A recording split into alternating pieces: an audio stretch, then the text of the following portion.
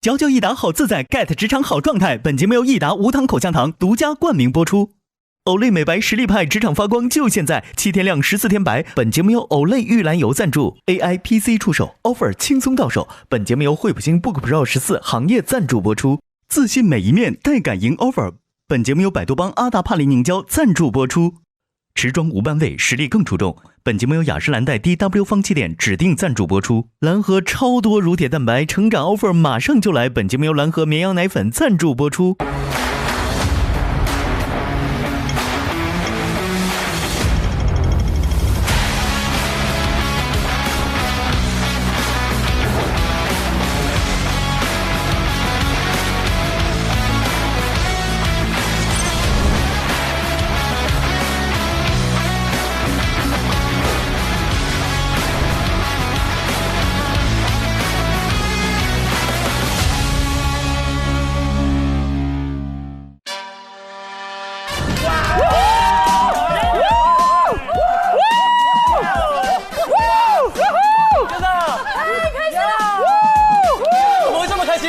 欢迎大家来到腾讯视频自制的国内首档律政职场观察类真人秀，令人心动的 offer 第6期。这就是职场，我们已经被逼疯了。上了几回天班之后，嚼嚼益达好自在 get 职场好状态。本节目由益达无糖口香糖独家冠名播出。AI PC 出手 ，offer 轻松到手。本节目由惠普星 Book Pro 14行业赞助播出。本节目由专注皮肤健康30年的百多邦品牌赞助播出。请坐，朋友们。咱们这个开场比奥运会开幕式都厉害，太棒了！好，太棒了！我肯定观众不知道我们到底开心什么事呢？对，明明是开场，有一种下班的氛围，不知道为什么。大家好，我是陈明，让我们掌声欢迎加油团的成员们！欢迎，过年好！我觉得我们以后每期就站着开场吧，行，氛围太拉满了，对不对？上一期呢，实习生们迎来了课题3，课题3的关键和难点就在于见委托人，4位代教导师，4组对应4个案件。上一期有2个案件已经是结果揭晓，那首先是非礼保释案，尚燕紫薇凭借极其出色的表现，30的 KPI 握入手中。当然还有万众瞩目的踢馆实习生，就是张启乔和0 KPI 的实习生陈仲瑜共同选择了小猫所有权案，也有掌声也有叹息。掌声要给到张启乔同学10%的 KPI， 这就意味着有一位实习生张启乔的照片登上了我们的照片墙了。那悲哀的地方也就在这里了。那很有可能在本期结束的时候，有一位实习生，或者说至少有一位实习生，会结束这一次的实习之旅。那目前 KPI 仍然是0分的罗一涵、王文翰和陈仲瑜。加油了，小心了，岌岌可危了。那这一期到底谁会遗憾的提前结束实习？我们先来看一看另外2组的表现。Yes，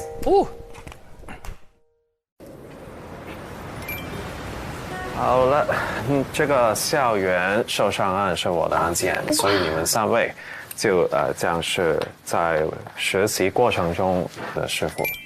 OK。这个案件其实是这样的，委托人他很小的时候，他的父亲已经离世了，他从一个单亲的家庭长大，他在学校的成绩是非常非常好，其实是想成为一个运动员的，然后他在跳马的过程中，受伤了，然后还有第2次的受伤，其实对他来讲是一个非常非常大的打击，我们可以帮他找到一些公平的处理。今天4点的时候，我们就会跟委托人还有他的母亲，有一个会面，让他将整个案件说给你们听。所以你们知道所有的情况下，你们才可以做这个法律意见书的。你们需要明天的下午4点之前，将你们各自的法律意见书电邮给我。那些法律的用词，你们可以备注一下英语。然后星期3的时候，我们还会见一次委托人的母亲哈。就是根据你们的法律意见解释给他们听。有没有什么问题？我们到这个阶段是没有什么书面材料给到的，对吧？还没有的。就靠口头跟顾客拿，对吧？对。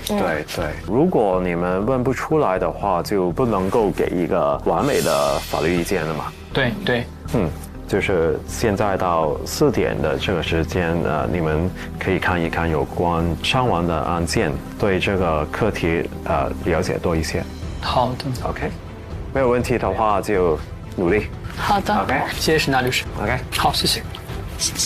我觉得咱需要开个会说一下，要不咱就是乱问。开会，好啊。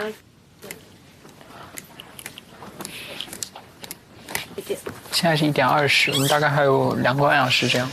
其实我觉得，就是我们要不先统一去看一下，在这个环节当中，我们需要通过哪些证据材料去佐证我们的需求，然后去设计一下这个相应的问题。但是我现在感觉咱们3个肯定不能一起同时去做这个事情，因为刚才律师也提醒我们要看一些 case， 尤其是咱俩对 torts、common law 都不了解的情况下，需要有哪些要素去证明它，咱俩都不是很了解。如果你们相信我的话，我可以直接跟你们说，因为我是了解的。太棒了！好呀，没问题，那太好可以吗？可以。这样子看的话，其实它跟刑法是不相关的。对，我们是从民诉的角度来去拿一些赔偿。对，所以有3个东西要 prove， 那 prove duty of care，然后 duty of care 里面的话，就是这个人他是有 owe 另外一个人 duty of care 的。然后第2个因素呢，就是 causation 是要跟那个人做的事情是有关联性的。然后最后的话是 foreseeability 是可预见性。就是那个犯法的人，他是可以预见这样子情况的发生的。我比较想知道的是他在什么时候去做这件事情，因为假设如果是体育课的话，对，那肯定学校就有责任。但假设是学校已经关门了，他自己去练习，自己去练的话，就会有很大的不同。对，咱们问的框架，第一个就是肯定委托人的一个基本情况要问，然后案情方面就是第1次受伤、第2次受伤，可能要重点要分开一下。然后可能还需要去问一下其他一些我们需要他们去提供的证据。然后我们就梳理一下哪些问题要，哪些问题不要，然后去分一下大概的问题。行，好吧，好呀，好。这组的进展都是很快，因为3个人的气场很合，比较团结。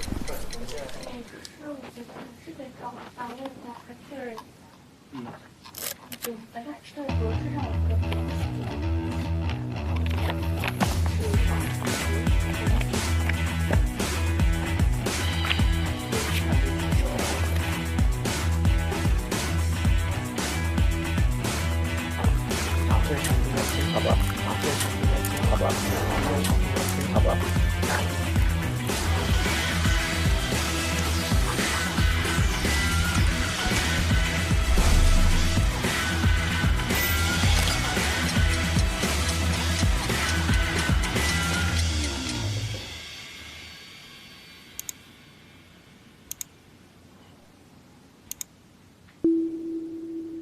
不能再剧烈运动，有自闭倾向。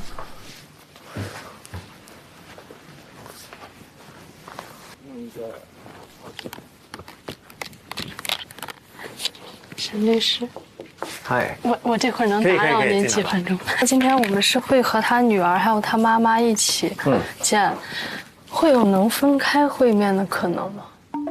分开会面。这个孩子他好像会有一点点自闭倾向，所以说就是母亲的需求跟孩子的需求，他们可能会有一个错配。我如果在学校里面可能是相处得很好，或者是不想跟学校有很多矛盾什么，就不清楚这一点。明白。那其实我觉得你问这个问题是挺好的，因为这个其实是看得出你是有思考过，然后这个思考也是一个正确的方向，但是因为我们这个委托人还未成年，所以一起见他跟他的母亲。好的，理解了。好 ，OK， 加油。好细腻啊！就是我大概建了每个人有一个部分，就是你们可以把自己的问题都先粘上去，然后我们一起看一下哪些问题要，哪些问题不要。这个第一个问题其实是你是想要去就是拉近一下距离吗？还是？对，这应该是个寒暄性问题，对吧？算是吧。好，然后下一个问题，其实你就是想问说他有没有可能通过保险的方式去？对。好，这个我觉得 OK。就是我现在的想法倒是说，就是要不我来 Q 一下整个的流程，我先去破一下冰，然后你们俩一人负责一个，就是第一次跟第二次受伤的情况。那首先第一部分可能会由谁谁谁来做一个介绍。对，等你介绍完之后，然后再另一个同学去做一个介绍。然后等你们俩都问完之后，我们再补充完，我就去问一下他们可能有什么再想问我们的。可以啊，你们觉得可以吗？可以啊，如果你有信心做好的话，那你来吧。好，谢谢。行。应该我这样子听起来是你寒暄，你第一次，然后我第二次。可以啊，好呀。好，那就这样子决定吧。可是文翰如果只寒暄的话，对啊，你就是重点的一个专业方向的东西没有去体现，而且会影响自己的表现吧？而且他是0 KPI 哦。Hello。天哪，坐在可儿这儿，感觉心情都明媚了。你真会说话。一会儿可以，我买了面包。一会儿可以吃晚饭。我买了3个三明治，跟3杯牛奶。啊，还有我的。对。妈呀。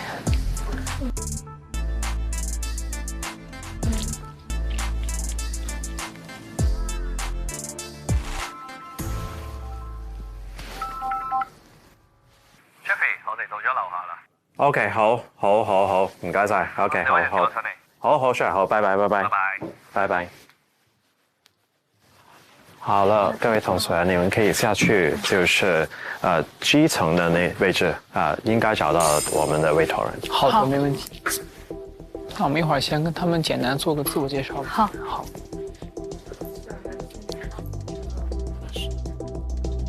先把他们带到会议室。好，也行。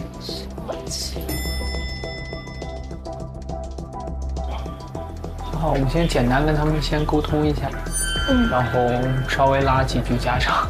OK。不要紧张。啊，我不紧张。好僵硬的样子。我平常就这样。哦，是吗？我不紧张。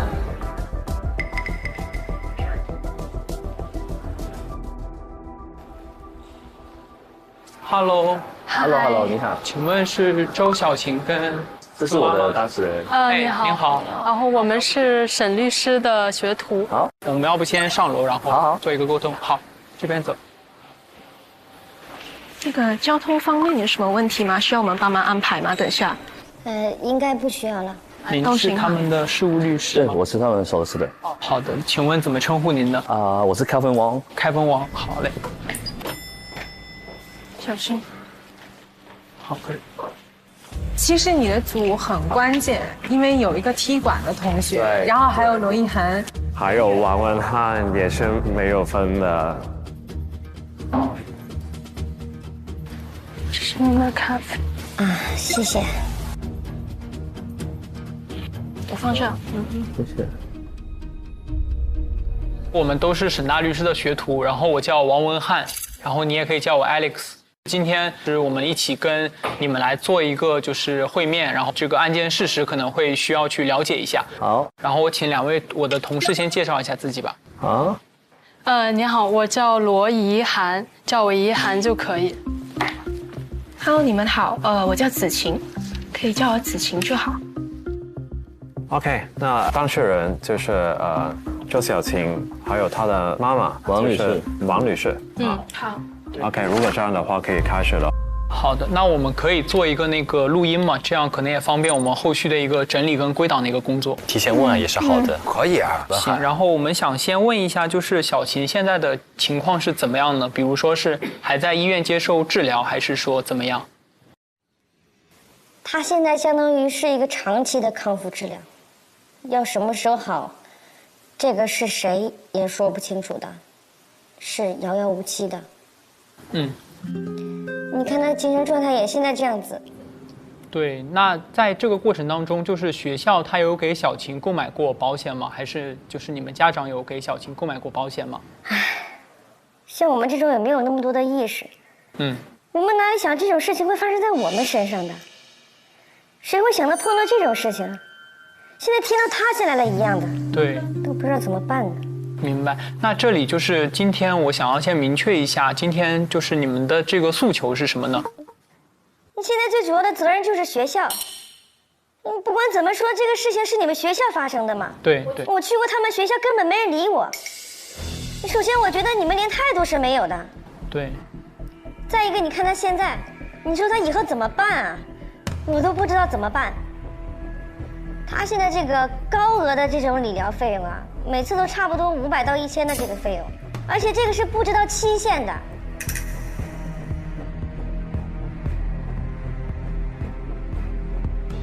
那你想，我打个工也赚不了什么钱的。那这个费用怎么办？你学校肯定是有责任的。对。所以我觉得你学校你应该是负担我全部的治疗产生的费用。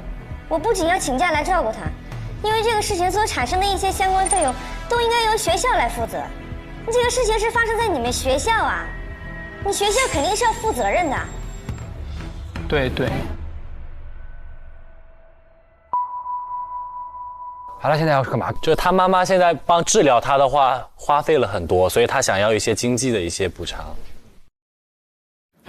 小晴妈妈您好，因为我接下来的这部分问题肯定是问的具体的，比如说第一次受伤它的一个情况是什么样，所以您觉得如果小晴合适在这里听的话，会有能分开会面的可能吗？分开会面，这个孩子他好像会有一点点自闭倾向，所以说就是母亲的需求跟孩子的需求，他们可能会有一个错配。但如果您觉得您了解，并且小晴可能不太愿意去听的话，您看您。他不是想单独跟女儿聊天，他是怕女儿再听到他整个过程的，也能理解，体贴的人。没关系，他在这听吧。行。然后他在这，我还能放心一点。好的。然后这个事情就我来说吧。我们家小琴，她是从小就练习这个跳马，她是他们学校体操队的正式的选手。在今年3月7号，有一个非常重要的一个比赛，是全香港的一个体操比赛。这个比赛对于我们这样的家庭来说，如果说她能够在这场比赛里边表现突出的话，他可以获得运动奖学金，你可以有入学香港顶尖大学的资格。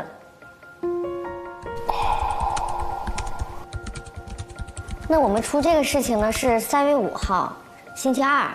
这虽然不是校队的练习时间，但是当时我们也约了教练，但是当天的那个何教练说他有事儿，就反正他没来。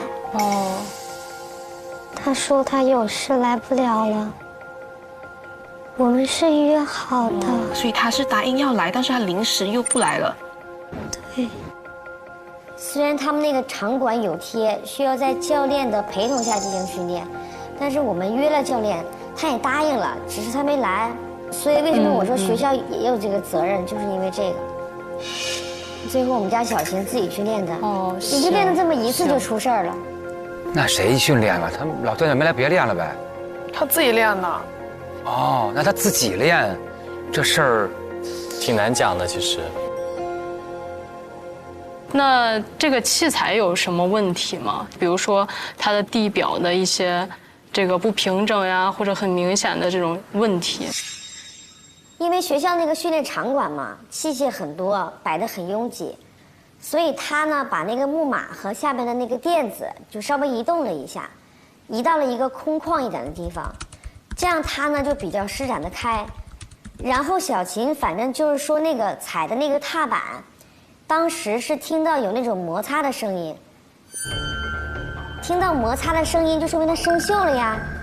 学校都没有人进行护理的吗？小琴当时是有老师还是同学发现了，还是那个里边有一个清洁工阿姨，清洁工阿姨把她扶到那个轮椅上，打电话给我。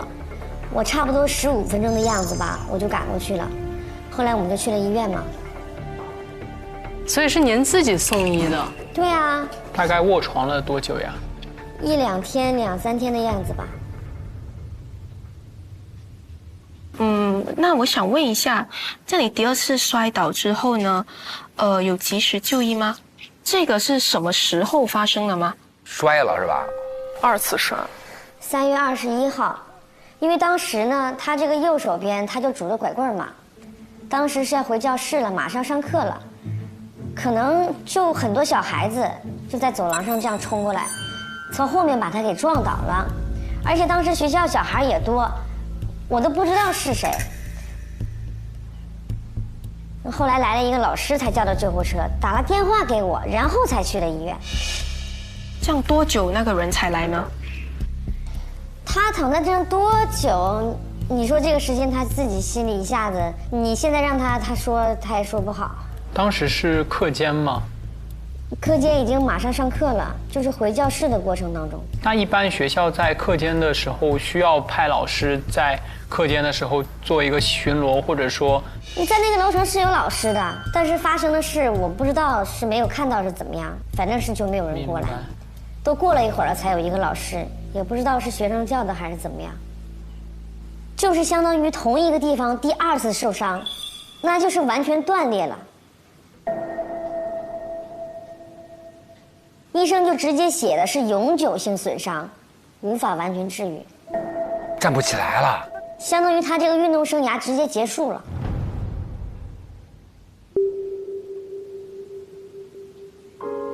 哦，因为他是有一个运动员梦想的，破灭了。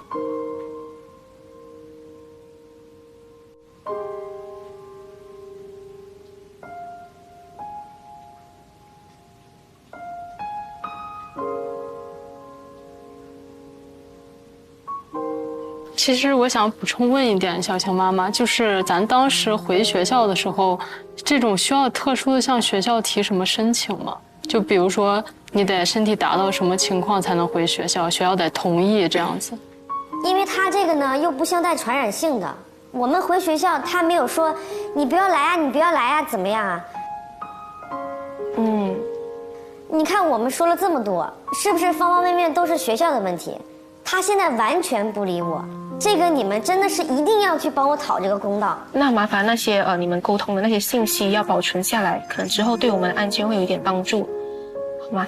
找咱们律师也是希望你们这边反正是尽量能够帮我多争取，因为我们真的是没有办法。那是肯定的，我们一定会尽我们的所能，帮你争取最大的利益。今天就是这个基本案情咱们都了解了，然后我们3个间会讨论，然后在明天的时候给您一份法律意见书，能让您明白的方式看可能能得到一个什么样的赔偿，具体讨论一下咱们选哪个方案。那你看后天吧，后天到时候把小晴送到医院去，然后我再过来，到时候你们就给我一个方案吧，看看究竟是什么样子的。行，反正也谢谢你们了。没事没事。哎，好，那我们就我们星期3见吧。好。好，这边走。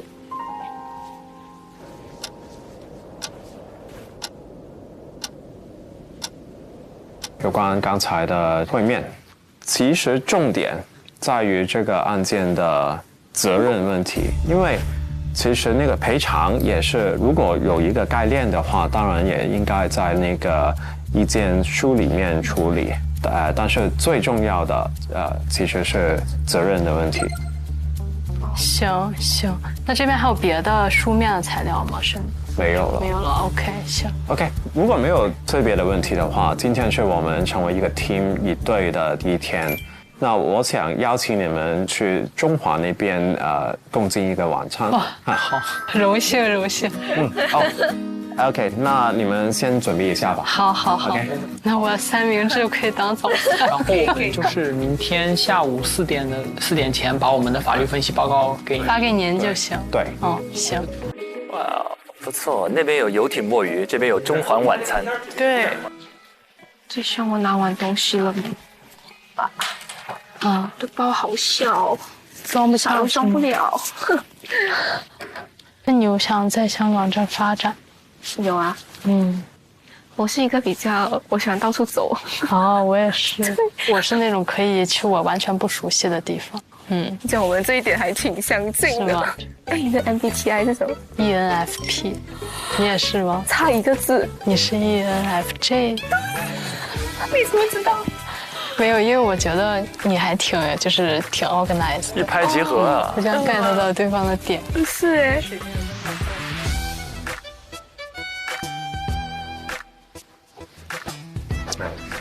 哎。我们可以下楼了。好的，走了。哇，第一次见沈大律师，休闲穿搭。对，果然很有反差感。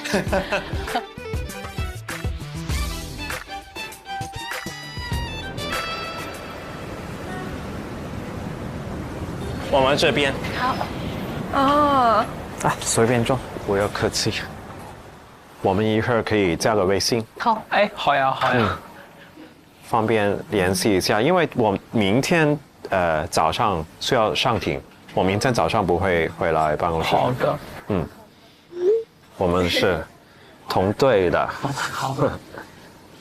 哇，这种局是我最害怕的。这种圆桌就是一头只有3、4个人，然后跟领导在一起吃饭。深情的浪漫土狗。我看到的时候我也。深情的浪漫土狗登场了。是的，这是我的人生态度。其实什么意思啊？土狗？就是土狗，就是我觉得它生命力很旺盛，而且很接地气。浪漫就是我觉得不管对事对人对我的生活都有浪漫的态度。深情就是对我喜欢的人和事要深情。哦，这是我的。其实你们第一次见到我的时候有什么感觉？你们先吧。不会有人说白净。托领导真白黑，这哪儿护肤啊？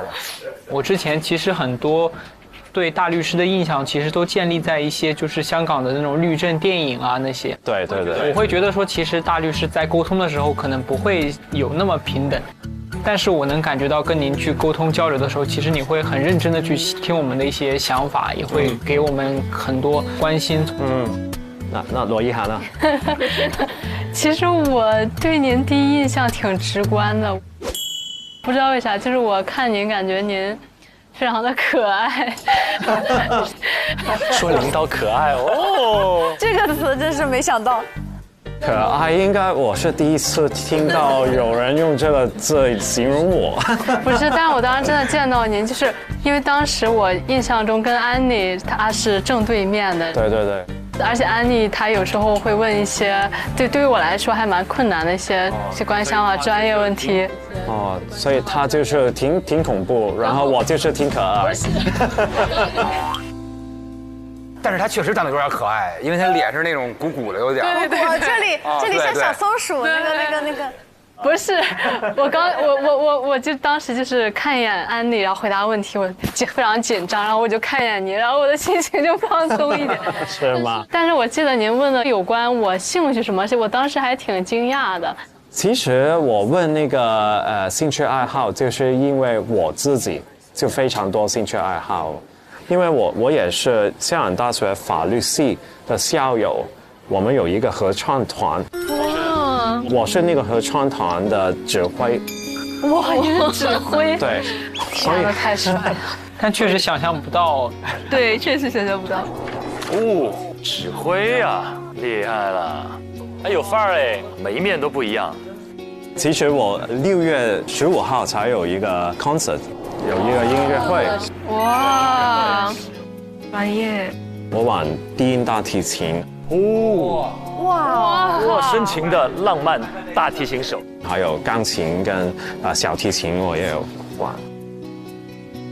真的非常多那个兴趣爱好。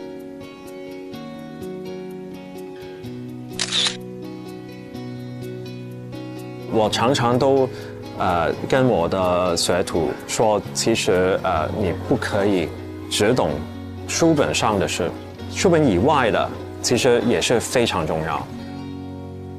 那邱同学了，今天我们才第一次见哈，你觉得我是怎样的一个人？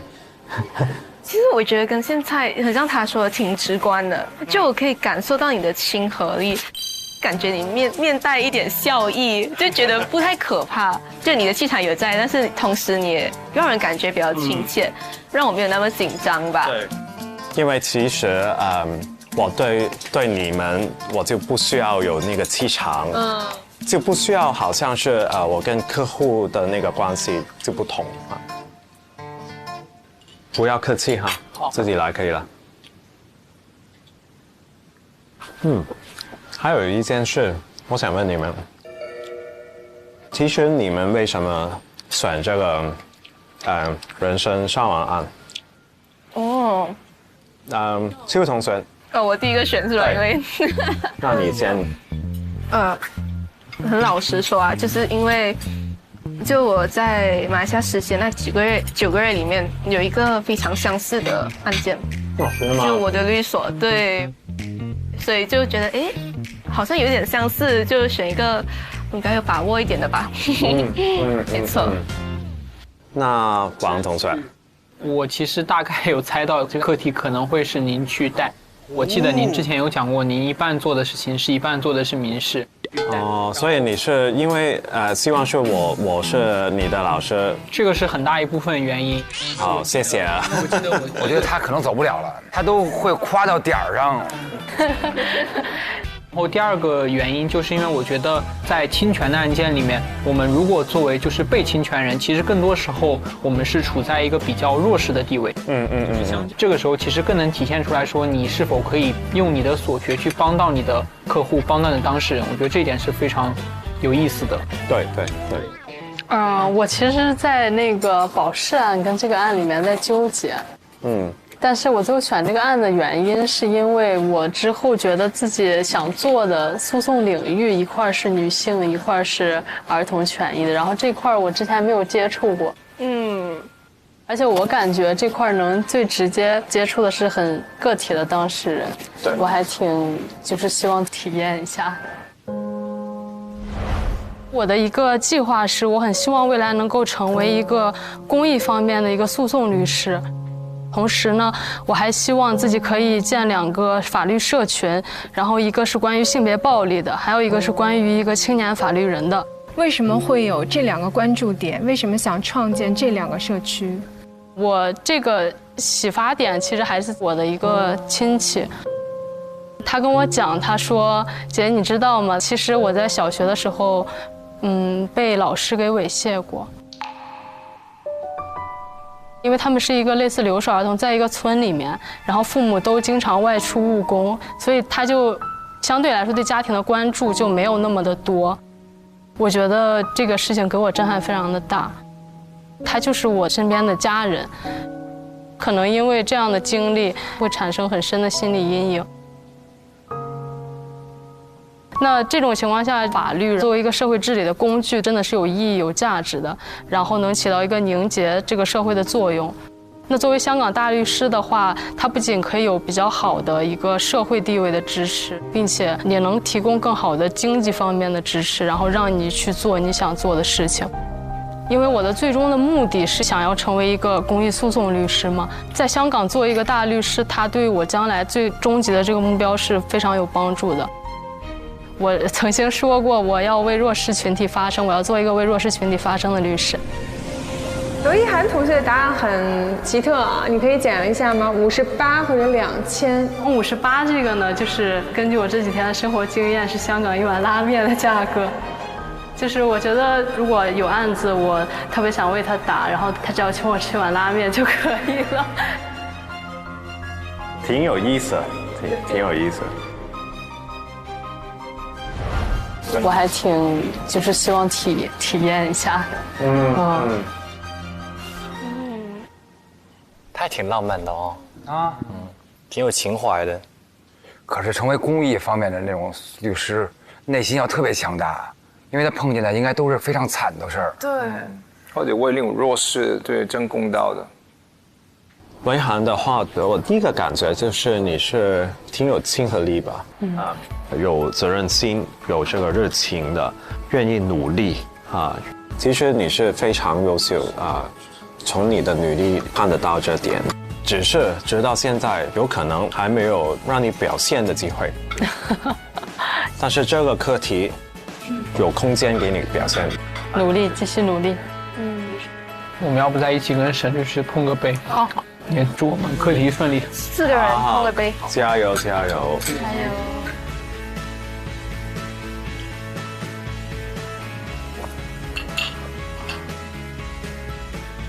那今天晚上不要太夜了，早点休息。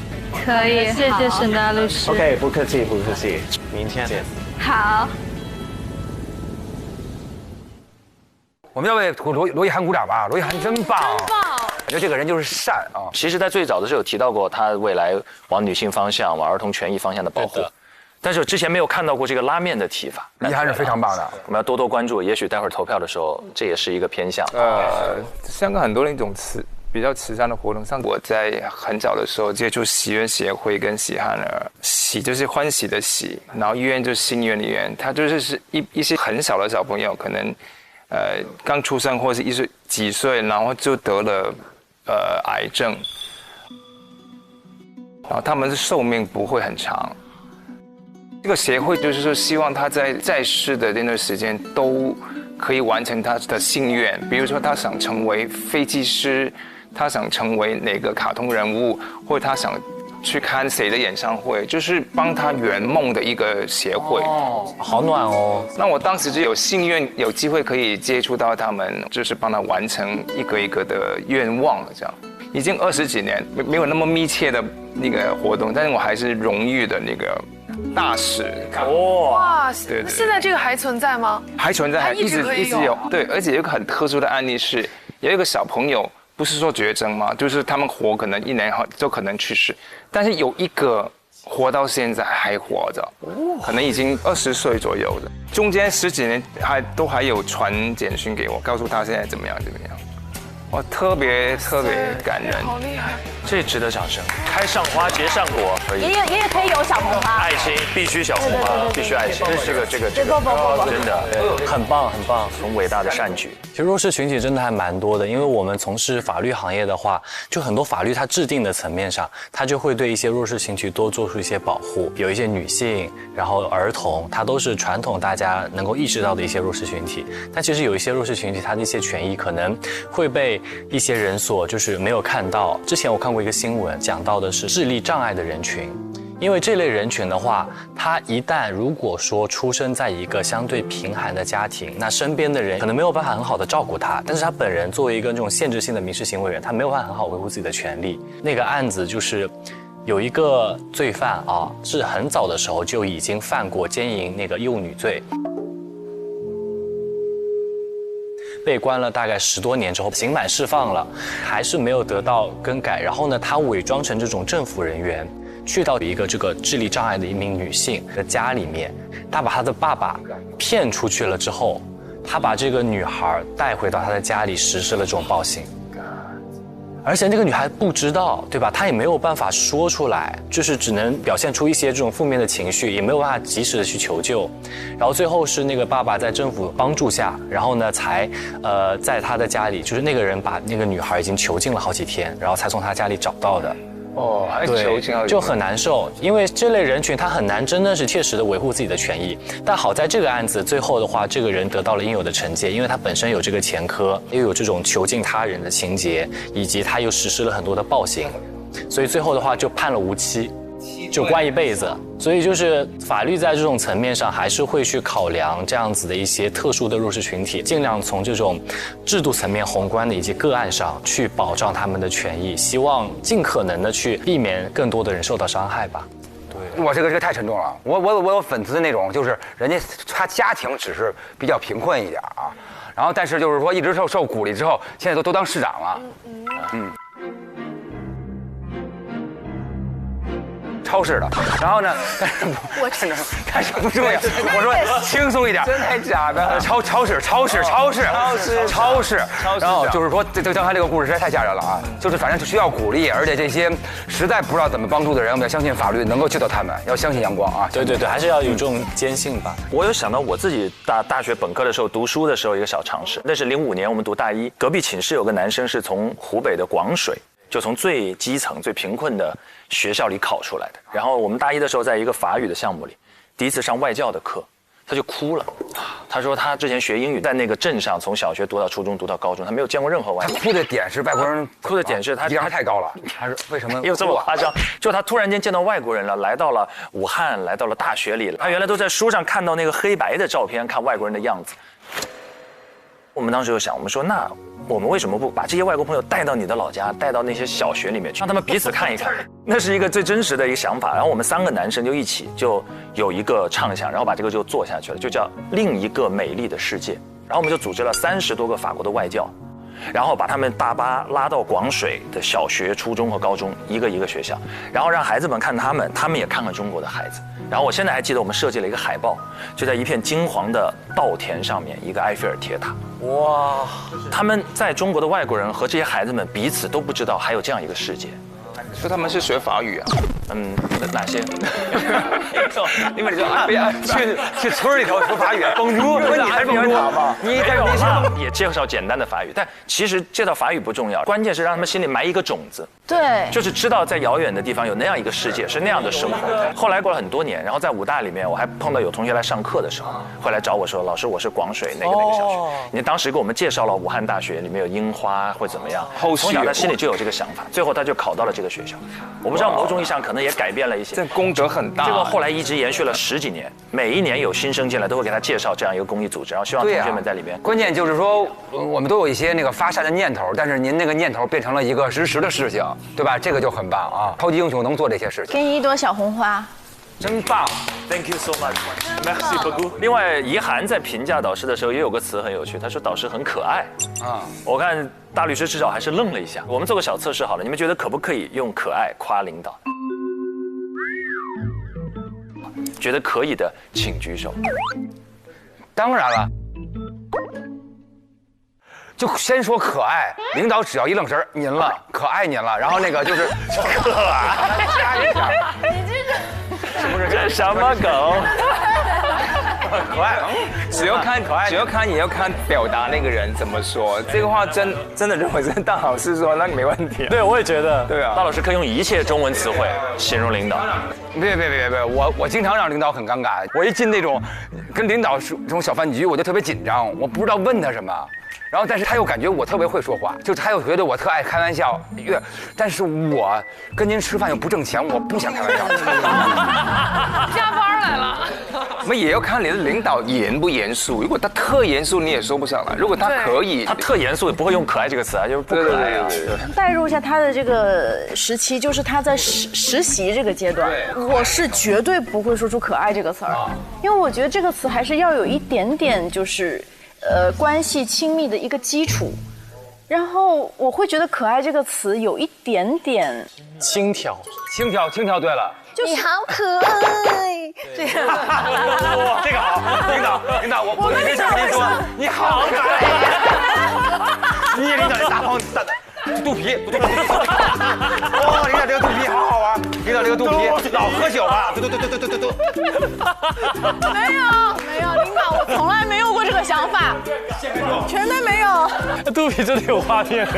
那个灌篮高手哦，灌篮高手，听到他教练那个脸，都这样。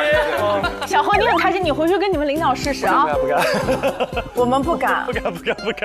但我刚刚感觉那个女孩好像她就是因为律师嘛，她一直都是很严肃的、很严谨的状态。突然间，她一瞬间松弛下来了，吃饭了，她可能会突然看到不一样的一面了。你是对的。他今天第一次看他不是穿西装，他敢说那个比较亲和的话，是给他安全感的氛围和这个感受了，他感受到了，他敢说出这个来。哎，你会评价马东老师可爱吗？哎，当然会，还有个，但是我们经常说马东老师很可爱。那你会不？马东老师，快给我一刀！马老师被玩坏了，没来路，仿佛。哎呀，那可不敢。还有哪些词可能是评价领导的禁忌啊？小高同学有没有？就不好用。就比如提到一些就是我觉得比较敏感的词吧，就比如说夸老板老当益壮。太可怕，那个老出去就已经。关键还怕那种说到老当益壮，老当2个字已经不高兴了。然后您这个老当，然后领导一瞪你，不敢说益壮。哎，我突然想到一个，就是可能过年的时候都说新年快乐，那但是广东话就是新年快乐。就是如果有一个机构，你业绩要上的嘛，你就不能说快乐、快乐。哦，乐。对，股票啊什么什么的那种。我这个不知道。对，读音是一样的，落下。那么新年快乐，新年快乐。马上接别人。啊，这个恭喜发财，这样就恭喜发财。新年快乐。对。快乐。粤语出湖南口音呐。新年快乐。OK 了，我们看到了跟领导第一次的4人饭局，对不对？但是还是要拿出在案例上的真本事。我们来看一看见委托人的时候跨境离婚案他们的表现怎么样？一起来看。再次感谢各位出席今天的记者招待会，各位记者朋友，大家辛苦了。等一下，怎样才能成为职场上笑到最后的人？那你是凭什么能力来做观察员的呢？邊間媒體問呢啲問題啊？點答呢？我只示範一次。做嘢最緊要有好狀態，職場要自在，靠的還是益達。益達嚼述自在好狀態。哎，剛剛曼姐吃的是什麼？原來是益達。益達全新升級，果味瞬間迸發，口感清彈，嚼得更爽。嚼益達好自在 ，get 職場好狀態，把職場變成你的自在舞台。徐婉婷同學，洛沁，请进来我的办公室。好，可以。哦，这组案子来了。刚才课题里面的介绍呢，就是对方是发出了一个呈请书，然后在这个呈请书的内容里面的 grounds 是说我们的客户在婚姻期间是有一些不合理的行为。你们需要会见当事人赵某，了解详细的情况以及当事人的详细的需求，就离婚相关的事宜和孙某的事务律师进行谈判。这个案件我也是刚刚接手，所以呢，得到的信息并不是很多。我约了客户在今天下午3点半来我们的办公室进行1个小时的会面。在这1个小时的会面期间呢，就需要我们尽快的把所有相关的信息问出来。好，可以，谢谢。我们要不找个地方进去？哦，谈一谈。好。我先占领一个。好，可以，谢谢。我们不是3点半见客户吗？我觉得3点钟可能差不多就要见了。然后我们2点半无论如何要开始整理问题了。好。我把那个事实放到这里。你看，其实是孙某，就是他的妻子，是女方回到老家之后结识了吴某。当事人赵某和妻子孙某，他们在2010年在香港结婚，育有1名儿子，今年7岁。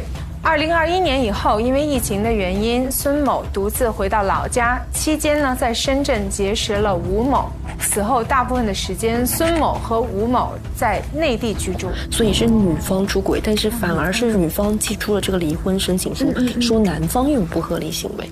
哦，所以它是一个反制的。就我听志远他说有一些就是很类似的那个很相关的案件。然后我感觉你应该会比较知道，其实有很多都是所谓婚外情，但不知道，因为现在是孙女士提出离婚嘛，不知道我们当事人同不同意。对，所以我们其实要准备2个 part， 就如果他同意的话，要问什么；不同意离婚的时候，他需要去指出他的过错来。不同意离婚就要分居2离才可以正式申请。然后他们还有这个破产的事情，说他收到香港破产管理局说女士已破产，他的名下物业会被破产管理局收管后售卖，这其中包括了赵某和儿子所居住的房子。所以我觉得其实现在很紧要的一件事情是保全他们的资产。香港关于小孩的那个抚养权利，他们叫做赡养权，是吗？对，因为他有没有说那种什么监护权或者什么？有 care, custody and control 3个类别，通常统称叫赡养。对，我们也要讨论孩子的分配。好的，我来看一下。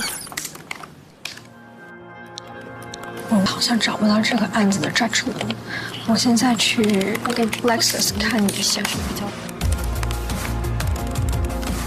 哇，这个案子好复杂呀，就很多的那个关系它混在一起，而且他们得要纯英文去，对，去跟对方律师去那个。徐同学他真的是知道婚姻法的，我简单跟他介绍资料的时候，他就问。说这个破产令在这里面要怎么处理？因为我也留意到，除了离婚，也有一个破产令。那我们重心是要包揽所有有关的议题，还是帮他们能不能申请这个离婚？洛金同学就完全不知道那个婚姻法呀、matrimonial 这一块。但是他们学习能力整个强的一个，他检索能力很强，对，所以这个结果真的很难预计他们两个。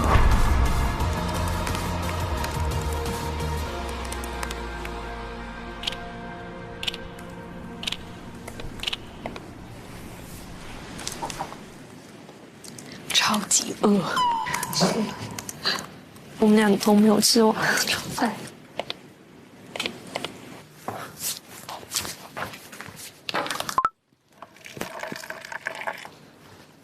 给你倒了一杯水。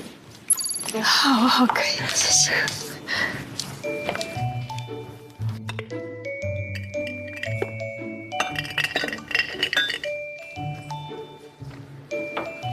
这个给你吃好，谢谢。一个 Greeny 他早上给我的，我一直没吃，因为我有点担心你的肠胃，感觉你刚肠胃炎好，还是要注意一下。对哦，婉婷上次因为胃病还住院了。对，好贴心哦。在想呢，如果我们那个 flow 就可能就照顾一下他的情绪，他就特别的，我们我把眼镜脱下来了，就看起来没那么凶。然后就是见面或者是问候一下，广东话可能亲切一点。我们要怎么自我介绍呢？我们说我们是学徒还是学徒？大律师学徒的学徒。可以这个，对这个开场我来准备。已经细到每一句话了。我们向他介绍是不是就介绍英文名就好了？好，这样他也不用纠结是叫我们律师还是叫实习生。好，可以，英文名字。我们称呼他的儿子的话，在香港是不是也是说，就是尊称是令郎？我会听到。太书面了吧？令郎也可以。令郎，感觉很古典。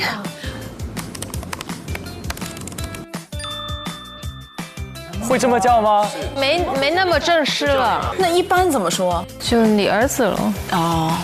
他们这组的这种状态很和谐啊，太和谐了。对，就大家就是完全好像已经忘记了是竞争，是至少我们先把这个见当事人的这一趴给好，弄好。这个是真的好姐妹，好姐妹。客户和事务律师已经到楼下了，你们去接一下。好，没问题。然后东西可以摆在会议室，这样等你们回来的时候就可以直接在会议室。好，你们可以去接客户，我们事务律师在楼下。在那里。Hello， 你好，赵先生您好。你好，你好，你好。所以我们现在上去见大律師，是嗎？對的。好，那我們先過去。你好，先生。你好。係。你識講廣東話咧？係啊，我係香港人，係。他可以用粵語跟他老家吵。好塞車。係啊，辛苦你哋。這邊請。請問你點樣稱呼？洛奇整个人定住了一样，点了穴感。对啊，听不懂，但是我可以微笑。好，可以请。这是我们的律所，等会我们会在这一个会议厅进行。好，这位卜大律师已经在等我们了。那你们先请我去给你们倒杯水。好的，谢谢。我一会儿再给名片。好，我去先处理一下，谢谢。要买卡片，拿名片是吗？他们是2个都是要热水是吗？热水。好的，等一下。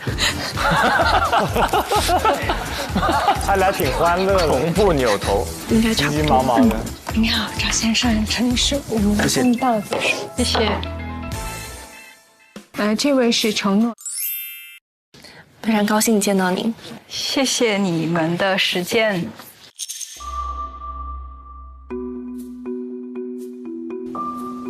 好，那么随时可以开始。好的，赵先生您好，今天很高兴能够跟您见面。我们目前呢已经初步了解了一下您现在面临的这个情况。首先也是想让您先不用担心，我们肯定会尽全力去维护您的利益。然后我们要先说一下，就是作为您的法律顾问呢，您跟我们之间的所有这个交流，我们都是会严格保密的。所以我们也是希望之后的这些问题，您可以尽量的真实的，然后回答我们。好的。好的。然后您是香港的居民吗？对，我是香港永久的居民。令郎他目前是有这个香港的身份证吗？也是。他有的，他也是在香港出生的。好的，当时您和孙女士购买这个房产的时候，这个付款是什么样的方式付款？首期都是我自己付的，然后后期的这个贷款由双方共同还是由您一个？我自己一个还的，他1毛钱都没有给过这个家里的。您之前有了解过他这个负债的情况？对，我也完全没有，我完全不知道他是破产的。对，哇，还媳妇儿，还负债。从2021年之后，他有任何一次回来过吗？完全没有回来过。我怎么会见到他的？都是我的儿子跟他打视频，然后呢，我都会在旁边看着他。但这个次数也很少，可能1星期就1次左右吧。啊？好的，明白。因为我们知道孙女士她就提出呢，您是很忙于工作的。对。请问你的工作是不是真的是非常忙呢？那个工时大概是怎么样的呢？他的工时他是不确定的，估计可能每一个月总有1-2个星期是我需要工作到凌晨3点4点的这样子的。哇。那可能有1到2个星期，其实我会比较7点下班，然后我就会立马赶回家，然后都照顾我的儿子嘛。明白。不好意思，有一个补充的问题要问您。假如说到现在为止也是要每个月会有1-2个星期工作这么晚的话，那您的儿子是由谁来照顾呢？我的儿子呢，他们是由我的父母帮忙照顾的。令郎其实跟您的父母关系也是很不错的，对，非常好。我的儿子在小时候他也会跟我的妈妈一起睡嘛，他其实现在也会跟我的妈一起睡。所以说其实21年之前，即便是孙女士她还没有走的时候，她也是由您父母带的会比较多。对，没错。应该说基本没有。对，基本没有吧。那之前孙女士跟您一起居住的这段时间，那她下班期间之后是不会回家陪小孩，会出去玩还是？他会回家，但他会在他自己的房间里面看视频啊，玩手机啊。我的儿子他就会在客厅，然后等我回来。这婚姻很奇怪啊。对啊。可以看得出他们2个人是有分工的，应该是事先有沟通好。我们来分一下工。首先是你会去跟他打个招呼，对吧？我就只能用普通话跟他打招呼了。对。然后我来问他的基本信息，你来问房产，然后我问一下他的这个财务情况和婚姻情况，然后你问一下他这个离婚的诉求相关的。好，我觉得可以中间就是谁想到了可以碰一下对方，然后就知道他有补充问题，我们就先问一下那个补充的。没有暗号哈。是。我们都了解到孙女士她就前阵子发出了这个离婚的申请书，而她呢就说明了您方在婚姻期间呢可能忙于工作，但我们不知道是不是真的，也想了解多一下关于这个工作和婚姻之间您的一个安排和一个想法，这样子具体内容。对。其实关于他的这个份离婚文件呢，我是完全不同意的。因为我一直以来我忙着工作的所有的原因，我只是想为这个家庭做一些付出。我需要供这个房子，然后我也想让我们整个家庭可以在香港好好的住。反而呢，我是在2021年的时候，其实我大概是发现他有这个婚外情的。这个可能抱歉啊，可能我可能用粵語說，喺大概2021年嘅時候啦。咁其實跟住我有啲朋友陸陸續續佢都同我哋講，佢就話啦：你太太好似同一個男人或者同一啲男人去有啲好親密嘅行為喎。咁其實當時我係完全唔信嘅。因為我對我太太佢非常之信任，咁其實去到我諗大概係今年嘅2月至3月左右啦，咁然後呢，我就有一次我個仔去打電話俾佢媽咪啦，然後我就突然之間聽到有一個成年人男人嘅聲音，突然之間嗌我太太做老婆。天哪！這孩子也能聽得到啊！然後我嗰陣真係好嬲，非常之嬲。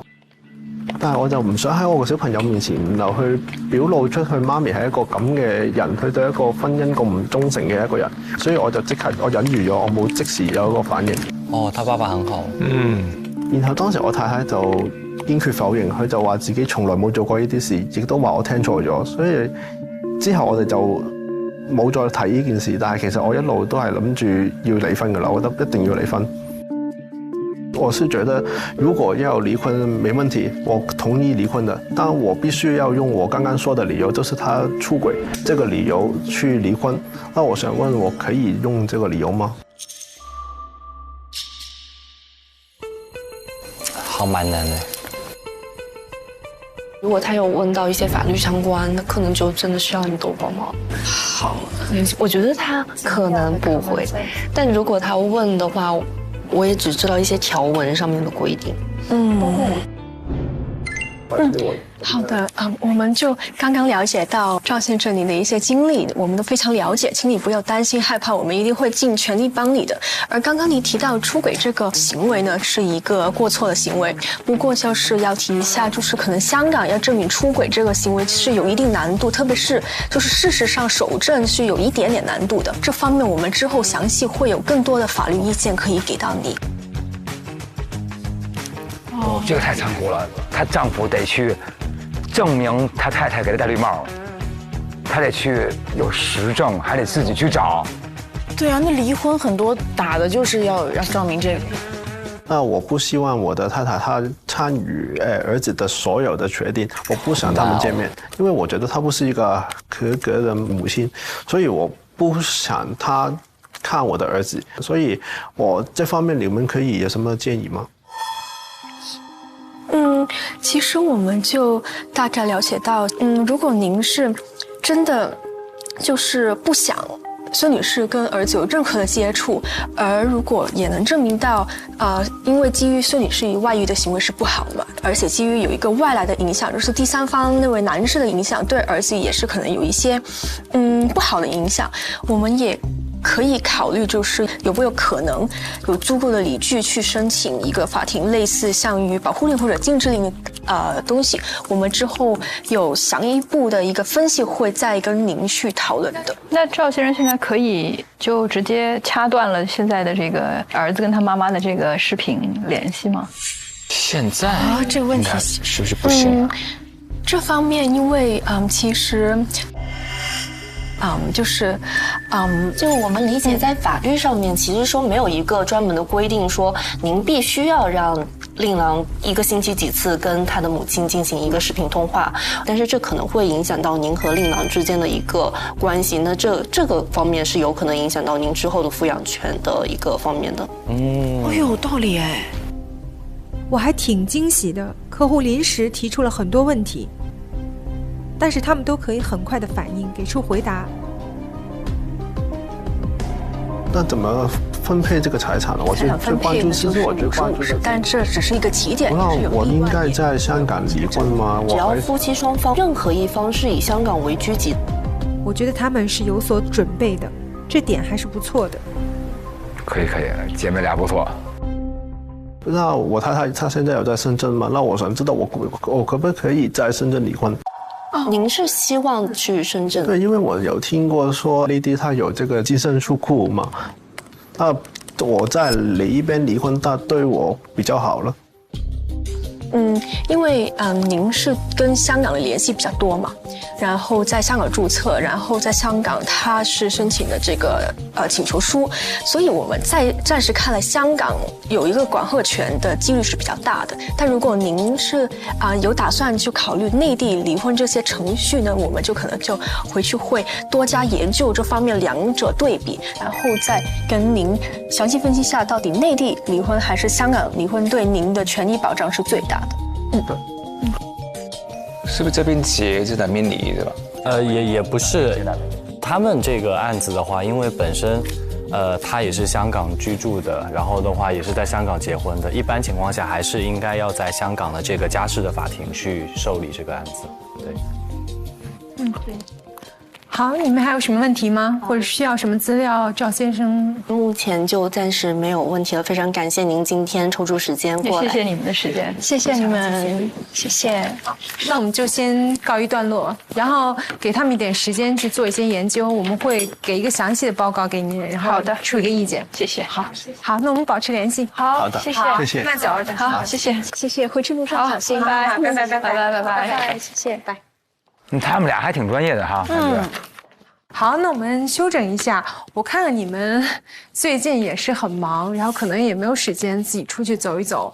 那我们待一会儿去走一走，然后去喝一点东西，吃个饭，大家可以稍微轻松一下。好，谢谢你。从今天开始，我就成为你们两个的师傅了。好，非常开心。对，我也很开心。然后你们有没有平底鞋？如果有的话，换一下，因为待会儿可能会走路。对，我们去看一看。好，没问题。那我们简单休整一下。好，没问题。好，谢谢。这个是只有女性的律师会给女性实习生提的建议。换一下鞋，要不然累。鞋都换好了吧？都换好了。换了。好。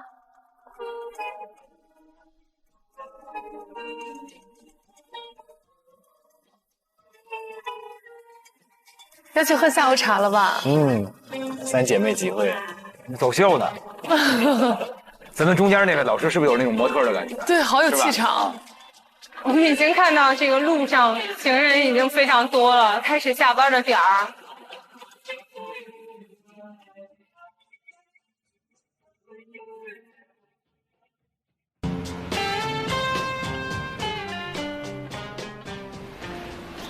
我们今天 City Walk 第一站就来终审法院，就是现在在我们右边这个建筑。哇哦！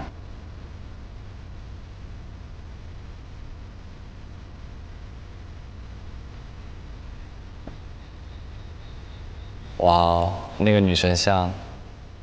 这个地方是很多有名的电影的取景的地方，包括那个《毒舌大状》里面也有一个镜头是在这里面拍的。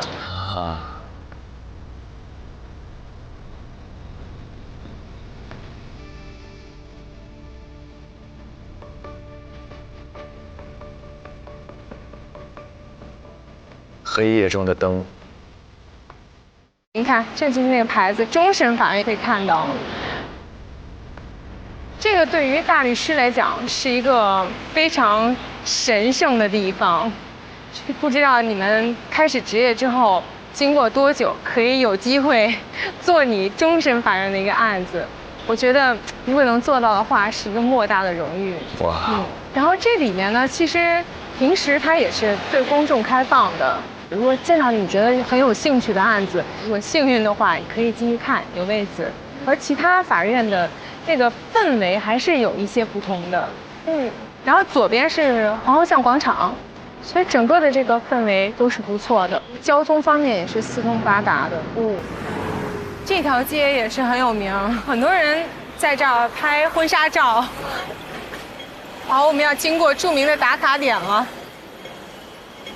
香港大律师的那个假发的那个，对我也很好奇，很多人都很想问。对，那个假发要自己买的，不会有人发给你的。我的那个是当时是在英国买的，那个假发是需要专门定制的，不是什么人都可以做出来。你猜一下那个假发多少钱？10万。哇，差这么多。那个我当年买的那个价钱是8000。哦，8000。8000呀！但现在可能会涨价，不清楚。应该可能几万吧。应该是。我开始工作的时候，我就很小心翼翼地保存那个假发，因为我觉得这么贵，然后又是很庄严，然后就每次把它小心翼翼地放在一个盒子里。之后我师傅就跟我说 ，Annie， 你这么小心，其实你应该把它用的糙一点，这样的话人家就会知道你用的频率很高，你出庭的机会很多。我一想也是，所以后来我就没有那么小心了。对，就要多用，得舍得啊。哇，我们来观赏一下维港的景。就这种景观其实还真的蛮特别的，不是每个城市都会有。我觉得这个真的是蛮难得的一个景象，因为我从小在北京长大嘛。北京没有这个，没有这种海景。我们要开车开很远的地方，然后去北戴河呀之类这种地方去玩。我也是蛮喜欢看海的，就是感觉这种海景，再加上后面的那个 city view 就特别有感觉。享受当下 ，live the moment。哇，真漂亮。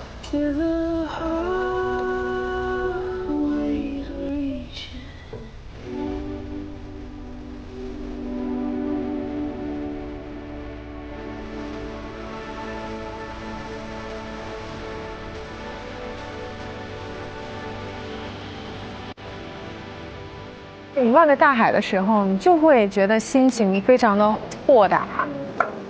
哎，现在还蛮舒服的，一吹这个风。对。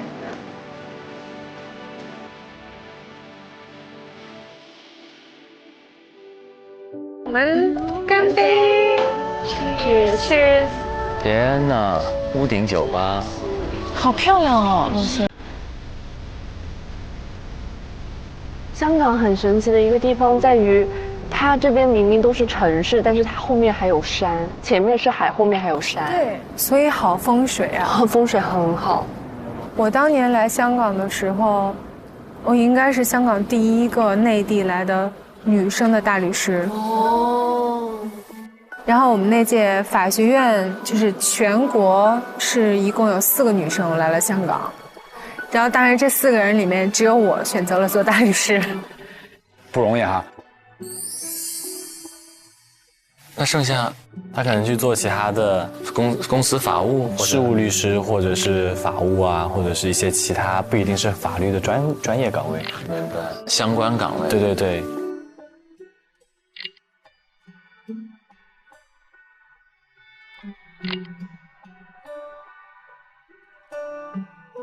真的就还蛮少的，当时现在真的越来越多了，我觉得好欣慰，已经不是在孤军奋战。您面试时候还问过我说，就是在香港的话，就是还是目前还是，但是我觉得这个数字也会越来越大。因为我感觉，其实女性在做律师方面，并没有比男性有什么天生的劣势，而且，确实女性在很多方面会有那种感情更细腻、更敏感的地方，然后相对更加好沟通，更加平易近人，更加没有那么就是尖锐，所以我觉得其实是有一些天生优势的。对，是更加有优势，而不是劣势。可能在工作的过程中，女生对家里面的这种付出会更多一些。如果你结婚生子，那你生小孩的那一段时间就是不能工作呀。对，我当时是我和我的师姐，我师姐也是，她有3个小孩，就在香港也是算多的了。我师姐她当时是因为害怕怀孕这个事儿会影响自己的工作嘛，所以她也不会说特意的说。有的时候排期的时候会说到这个案子什么时候下一次回法庭嘛，然后到他临生小孩子的前1个月的时候，然后他有一个案子排期审讯，看什么时候能回来，然后法官就找了一个日子，正是他就是可能是生小孩的预产期过了几天的那种日子嘛。然后他就说，哎，不行啊，我这个日子没办法出席法庭的。然后他的事务律师是一个男生，就问他说为什么？她完全没有看出来她怀孕了，因为她可能穿的那个西服比较宽松一点，然后就遮住了。男生就一点都没有看出来。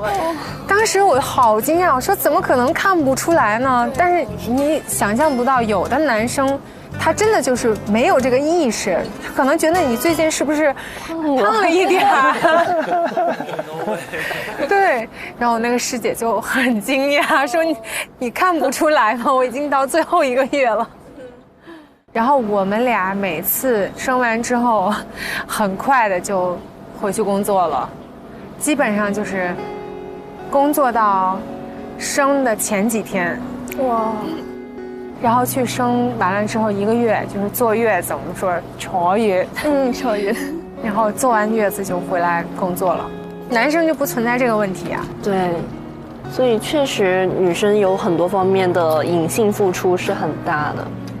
我也希望以后女大律师可以居多，然后就更多的女的法官啊、检控官啊。对对对，一定会有的。对，说实在的，我还蛮开心的今天，因为就有2个学员，都是很优秀的女孩子，我就非常开心。谢谢安妮大律师，我们也很开心。我很希望你们在香港做大律师，要加入这个你留下来，对，都很期望，很期待。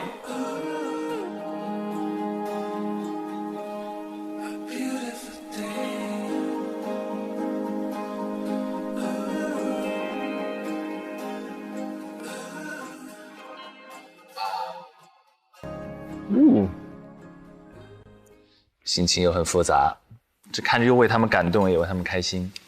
最后这一趴其实提到了女性的职场困境。那个时候整个法律行业，律师到检控啊，好像女性并不多。但现在情况已经完全不一样了。我们看这个，在我们的张启乔进来之前，其实我们是5个女孩3个男孩。对，即便现在依然是5个女孩4个男孩，女孩的数量依然更多，而且这里还有这个子晴还在这里虚位以待。所以也很好奇，各位在日常生活当中自己所在的职场或者接触到的职场，有没有看到女性的哪些职场的困境？演员方面好像也可能年纪上的局限是吗？或者之前好莱坞是不是说有这个同工不同酬的现象？对对，因为人家评价男演员都是年纪大了，都很有男人味，很有魅力，很成熟，很 man。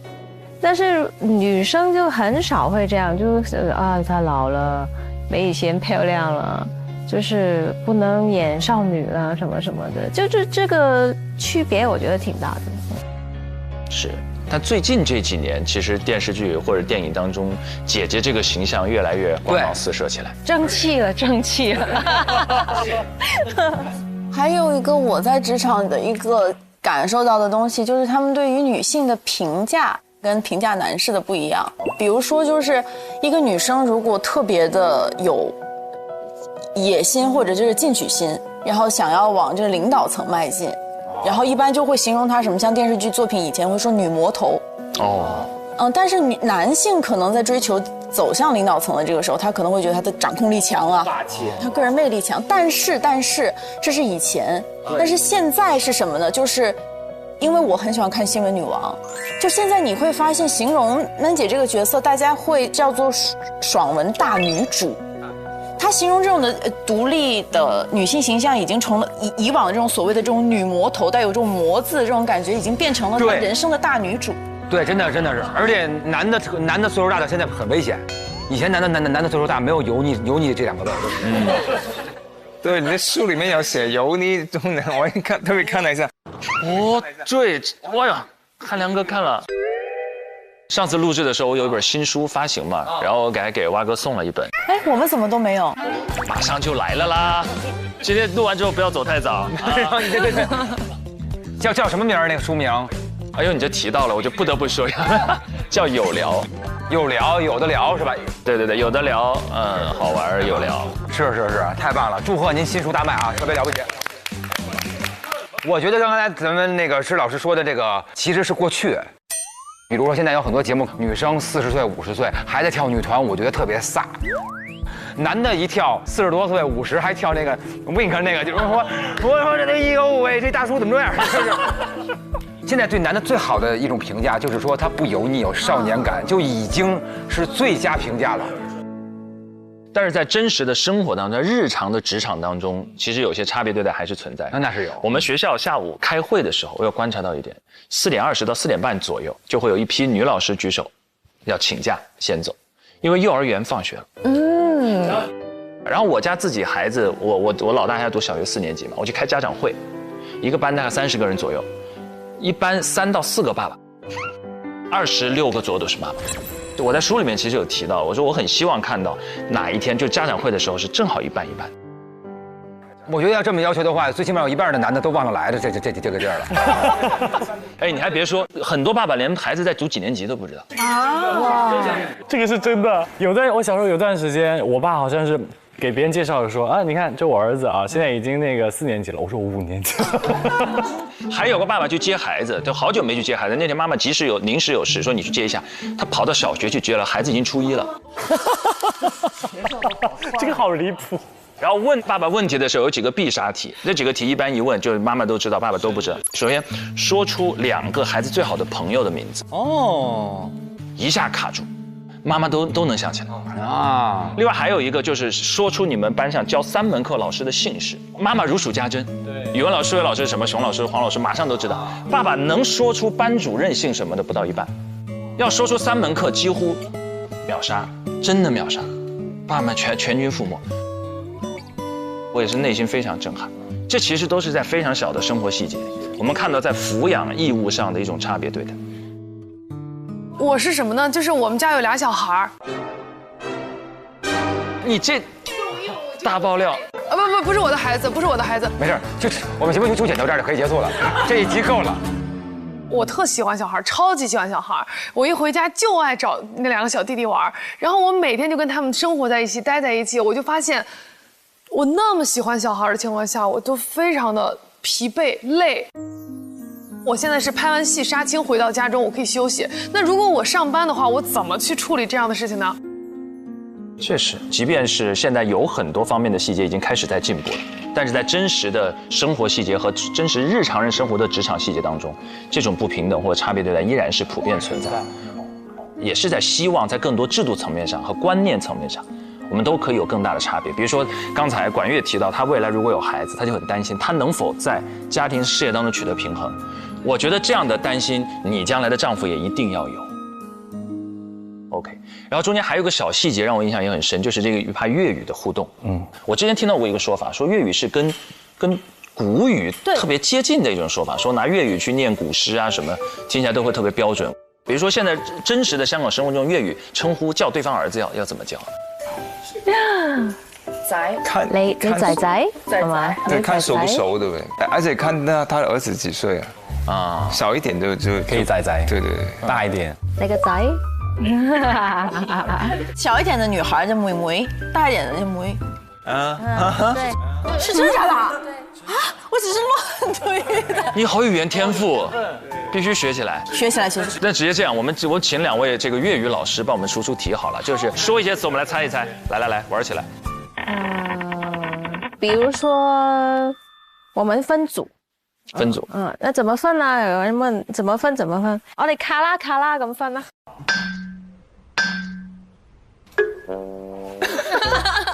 来，我们最有语言天赋的纯叶，我相信你一定听懂了，看你的表情我就知道了。就卡拉，就是按大家做的这样分。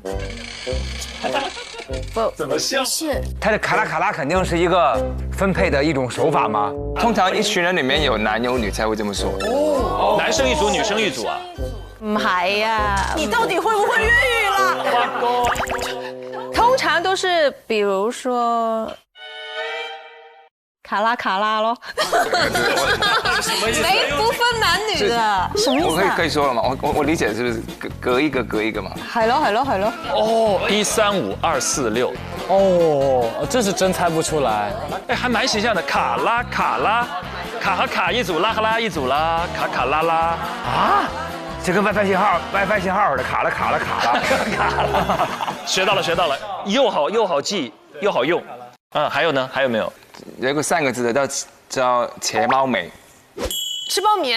就扯。喂，你唔好講出嚟啊！不要搞。我先翻译那个字，扯貓尾。摸老虎屁股是不是这个意思？就是说，哎，就是领导的肚子，就是那个，就是你不能轻易的去扯猫尾，这样会冒犯别人。也不是，通常是讲2个人的互动。OK， 那你先别说话，你两个说，你们2个不要在这边扯猫尾。对，就是嘀嘀咕咕讲小话，很接近。叽叽嘎，蛐蛐人儿。你说的这个语言，我还得翻译给他听。你稍微的，咱就是说不要再翻译了，成不成？东北话解释广东话。叽叽嘎嘛，不就叽叽嘎嘛？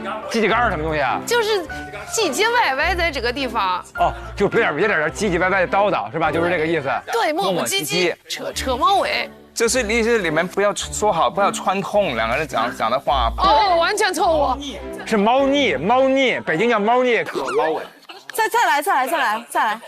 你別說這個，我不相信你，你別在那邊呃人，呃鬼食豆腐咩你？呃鬼食豆腐咩你？騙人，對，騙人。哦，天才，袁天才。我是港剧10集死忠粉，那个嘎啦嘎啦真的是没有出现在港剧当中的。嘎啦。倒瀉羅蟹，東海龍王，多謝老闆。他冲你说的，就是夸你的，这是，就夸你有天分。这我不行，这我不知道。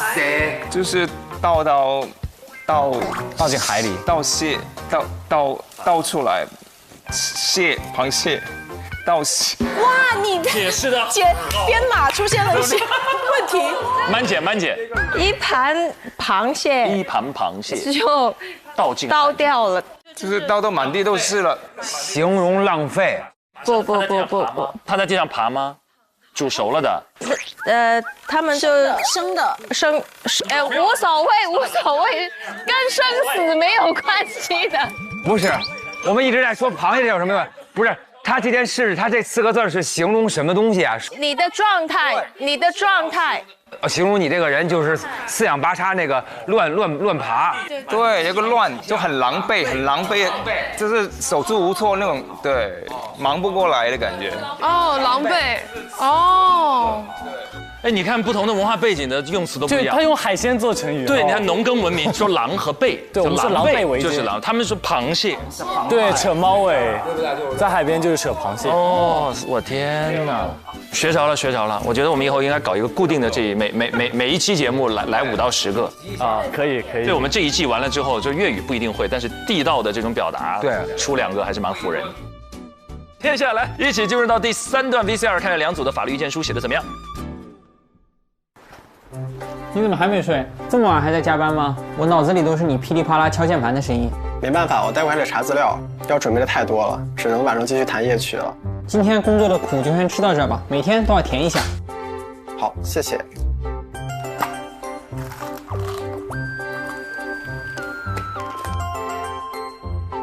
益达让我思路更清晰了。嚼完益达，烦恼没了，思路开了，这班都加的甜甜的。你可抓点紧吧，我先准备睡了，你干完也早点休息，晚安。好的，晚安。来了，新的一天。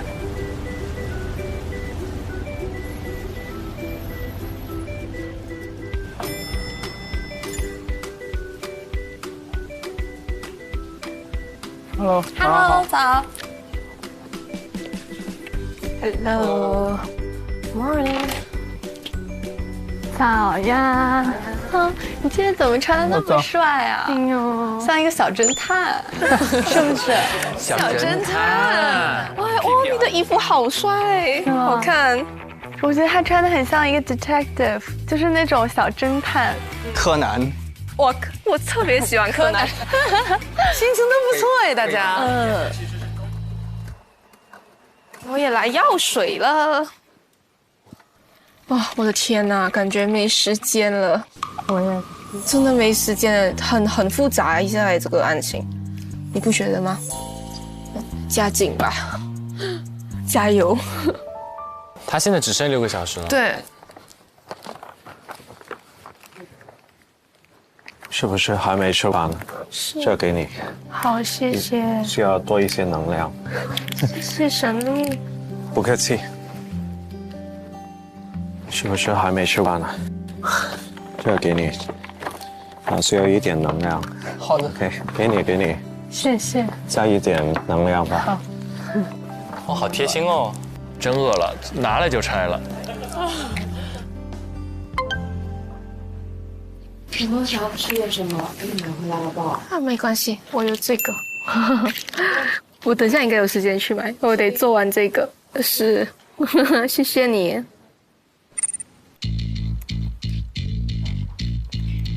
你们3个人的法律意见书，我会选择相对更好、方向更正确的一份作为模板。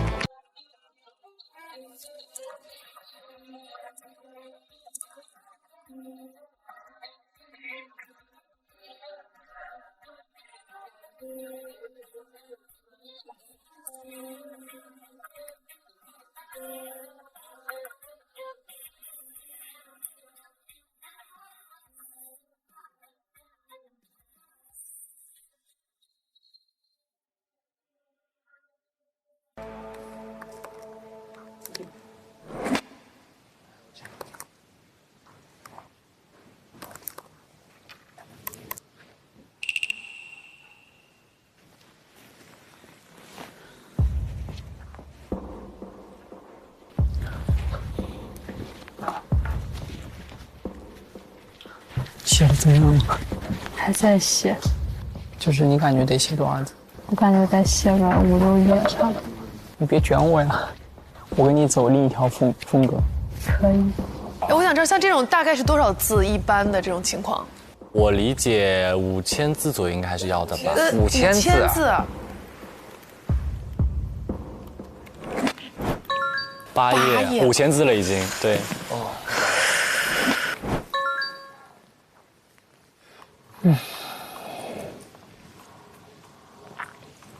文翰的一直没有放出来，是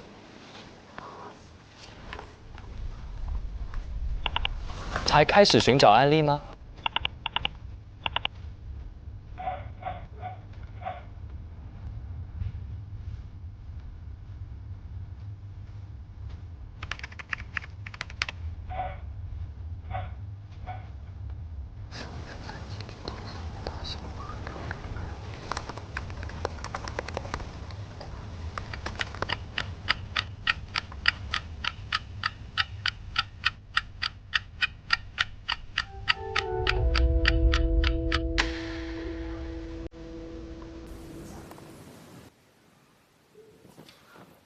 爱了你，这样子就是发送了对吧？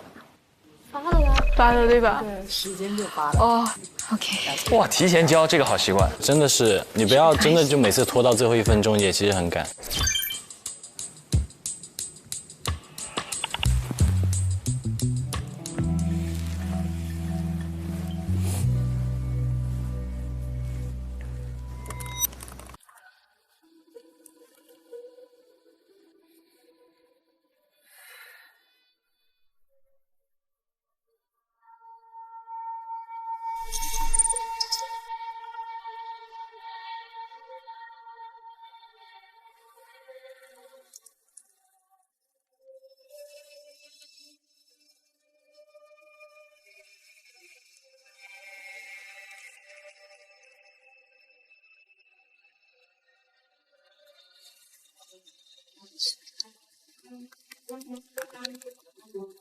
那个沈律师，我又给你发了一份。我已经收到了。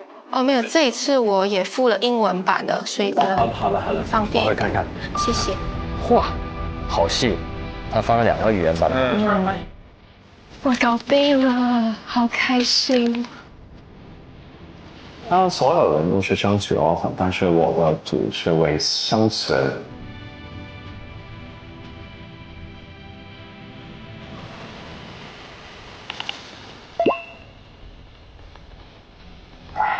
好，一含一发 ，yes。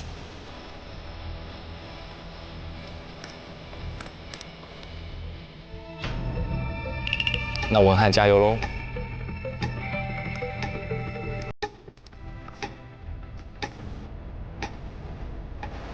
！10分钟，起飞啊，小哥哥！文翰太紧张了。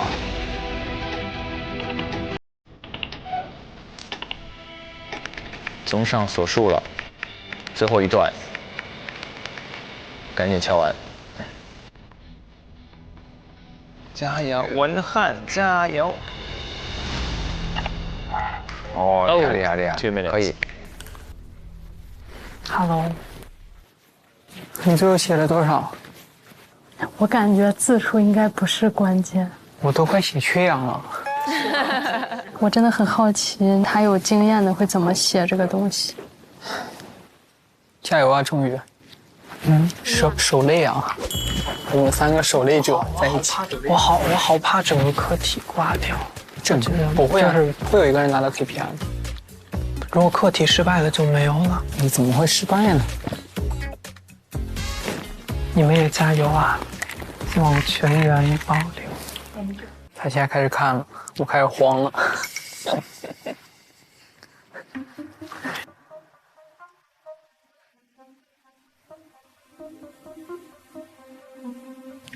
祝你好运。我好担心啊！我感觉我教完，我从那个座位上抬起来，我都感觉缺氧。哇，审卷也好累啊！哇，得看这么多我们写的东西。那蛮规范的，他用很多角数。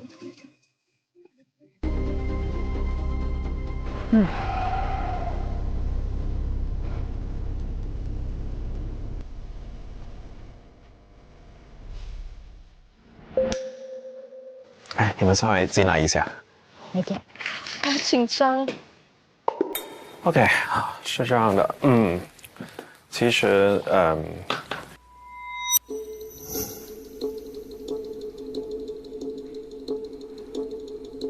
你们离成为大律师之间，就只有那个 PCRL 了。如果有 PCRL 的话，我们可以换个位置，做得非常好。哇！真的，3位也做得非常非常好。这么高的评价呀！我先谈谈文翰的那份，其实有一点，我觉得你是进步了很多，就是你的英语那方面的能力，所有那些英语的翻译哪些法律的用词你是用对了。还有一点就是你也有找到一个非常重要的案例，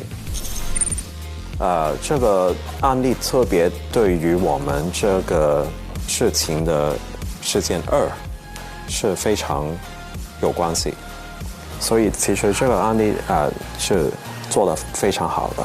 文翰有进步就好了，太棒了，太棒了。然后你们2位的法律意见书，我的想法是这样的。内容的话，你们2位也做得非常好。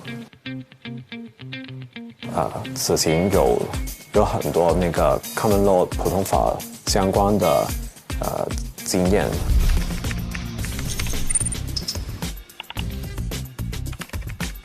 整个格式是比较正式一点的。还有就是法律条文的话，写得非常清晰。所以你内容做得非常好，是非常清晰的，我觉得是合格的。所以其实你们2位的法律意见书加起来，就是一份接近完美的法律意见书了。所以用谁的呢？但是整体来说，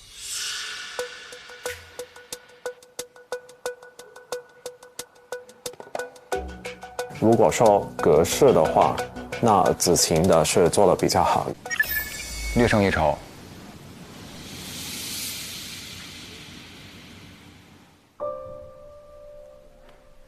然后下一步是这样的，你们3位一起优化了子晴的那份，然后在明天的那个11点的见委托人的会议之中，就解释那个内容给委托人的母亲。OK， 好，加油，谢谢，做得非常好了，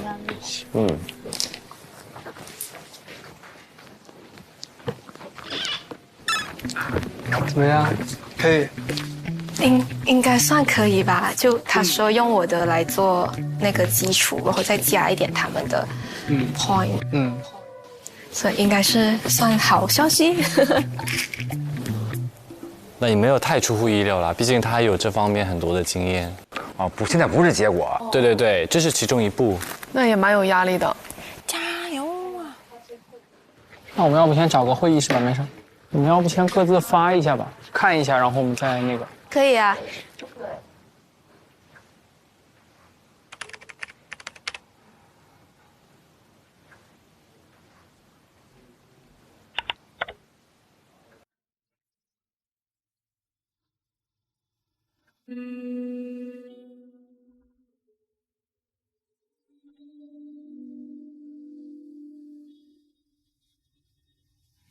哎呀，对我们的这个罗老师打击。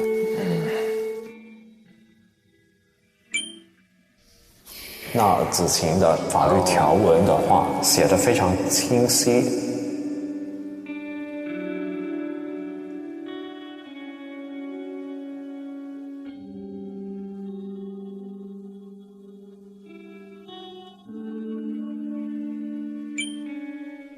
内容的话，你们2位也做得非常好，但是整体来说，格式的话，那子晴的是做得比较好。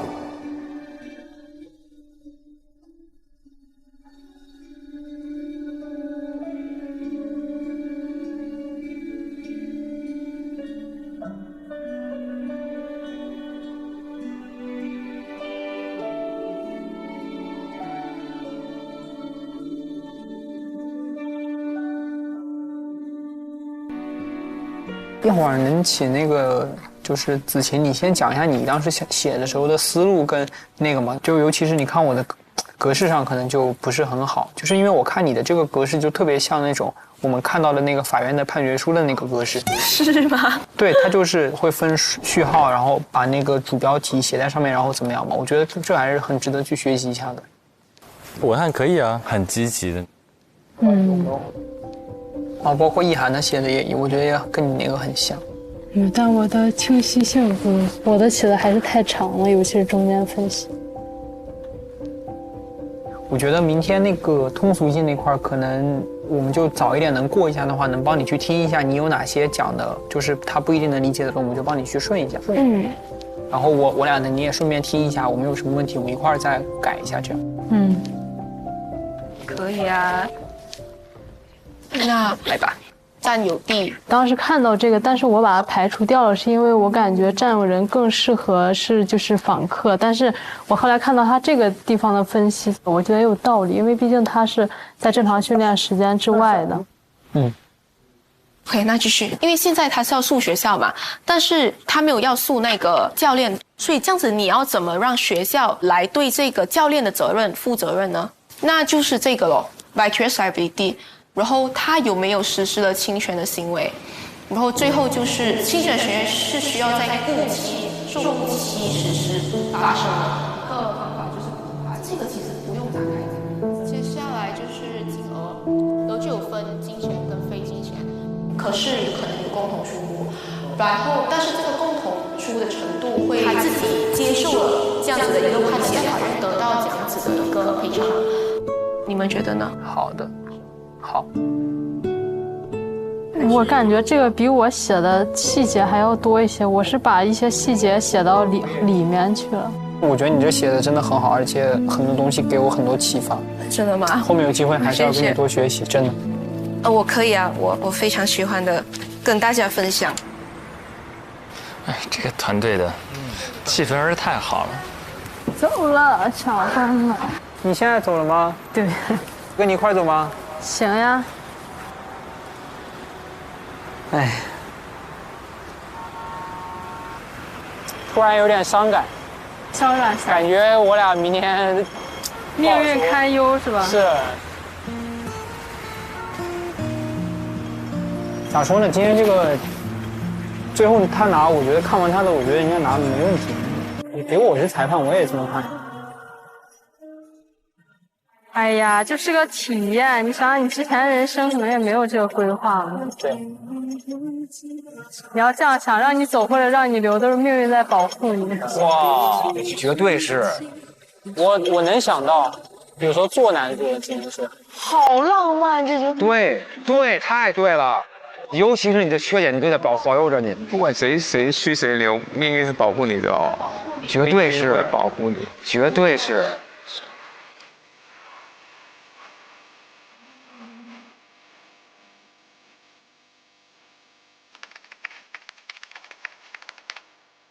虽然懂道理啊，但是还是努力工作啊。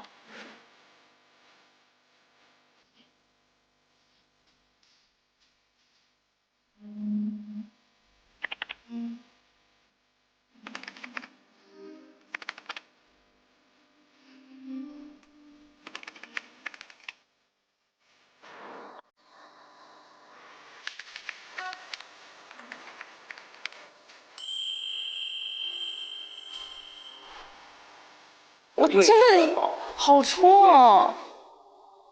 天哪，有被安慰到。你还一下子觉得他，所以他是浪漫的土狗，深情的浪漫土狗，又深情又浪漫。对，深情浪漫土狗。是的。哇，我觉得这句话一下就击中了特别柔软的那个部分，对，非常共情。我想问，在各位的生活中有没有那种让大家一瞬间就能释怀的一句话？刚刚这句话就真的是，一瞬间哦，触动到了。刚才那句就是一个标杆了。那我们上一下小白板，我们可以把自己可以激励到自己的一句话落在笔尖。要写整句啊，还是说写关键字？如果能写整句是最好。写整句啊，我能服输他了。已经被这一句话填满了脑海。那就说明很准确了，挺好的呀。这本身咱们一涵那说的就挺好的，走或者留。因为我一直都觉得，甚至缺点一直都在保佑着我。我就是有点懦弱，然后但是我觉得我的懦弱一直在保佑着我，没让我做那些好像很勇敢的事情，但是其实结果会非常不堪。诗人大老师，天空飘来5个字儿，那都不是事儿，那都不是事儿。哎，这个好，是不是瞬间释怀？别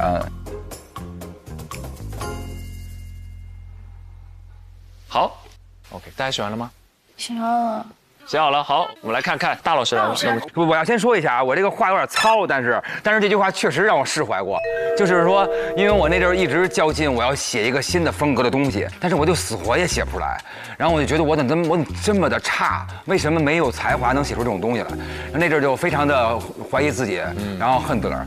后来我去录了一个节目，那个老师傅。有一个徒弟，那徒弟要练口条，好像类似，他就是老说不清楚那台词儿。说师傅，我什么时候能像您口条这么的伶俐？师傅跟他说呀，你水喝多了就有。然后我当时就觉得哇，然后我当时就听这句话，就是一句非常粗的话，但是就是说你现在之所以出不来东西，是因为你水喝的不够多。就是你要给自个儿足够的时间去攒那个水。然后我当时糙理不糙。对，当时让我觉得哇塞，醍醐灌顶。对，真的还是真的要多努力。所以我觉得这句话对我来说当时很管用。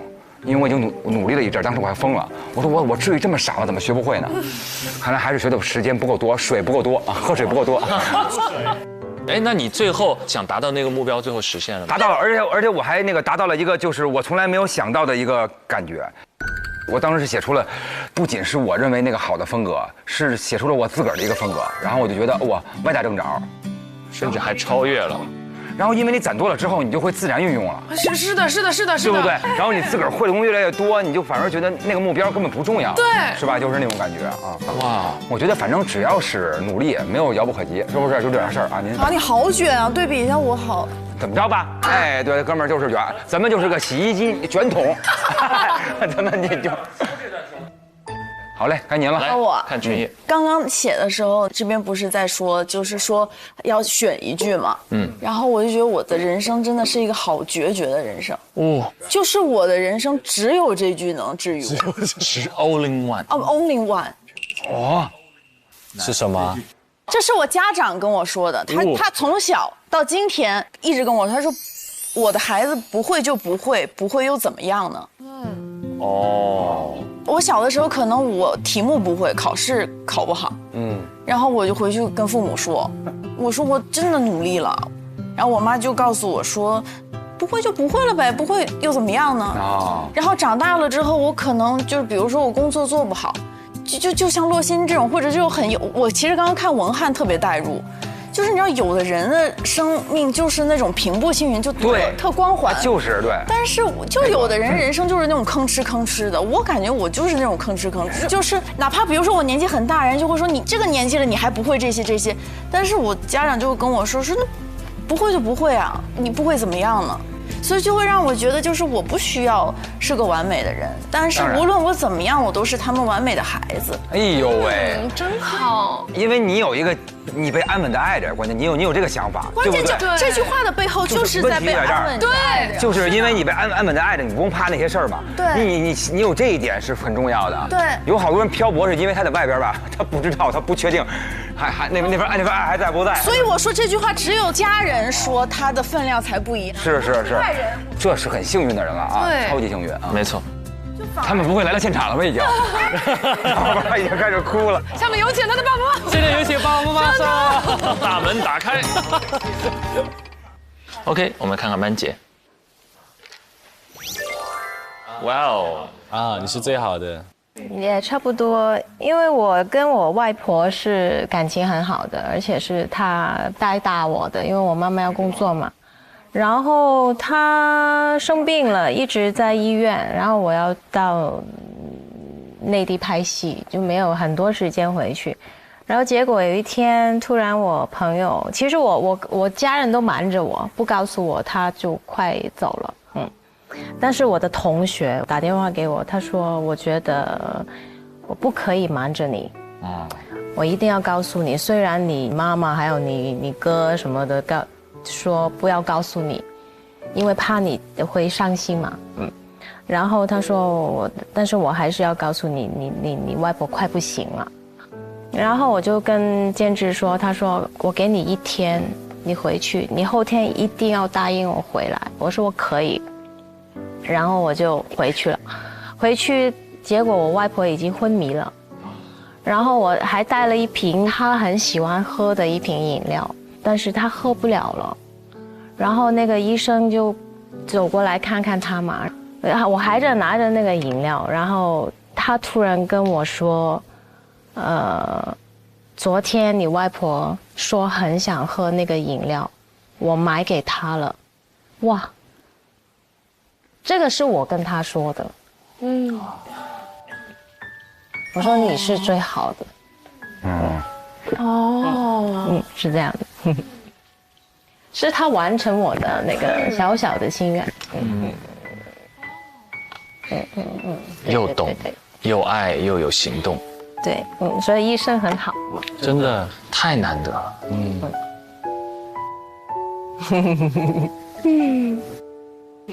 哇，我们这几句我感觉都不用再展现了，这个分量真的太重了。就是说自己的真情实感嘛，碰见的真的事情啊。我说了以后，我自己释怀了，是我自己释怀，谢谢你。没有，你倒是抽啊！有，你帮着抽啊！你这个事儿我也得办吧？不是，咱也抽不出来。那你给别人抽。我以为就很容易就能抽出来。我来。这真的抽不出来。我要抽出来怎么办？那就是你厉害呀！我不会就不会，不会又怎样？对不对？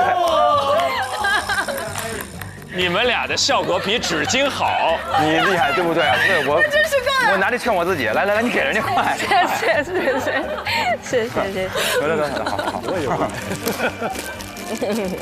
好。谢，好嘞，班姐，谢谢分享啊。来，蛙哥，因为我很喜欢看那些外太空啊，那些宇宙啊，对，就是那我刚刚都听到一些科学家说，我们就是100年后，搞不好我们没有留下任何痕迹，所以什么事情都不会太重要。哎，那是，所以可以稍微放轻一点，松弛一点。对。就跟他们佛教里说这个浪花一样哈，然后冲过去的时候，再回来的时候沙滩是平的。对，一切都是感觉就是都会被冲淡哈，就是这种感觉。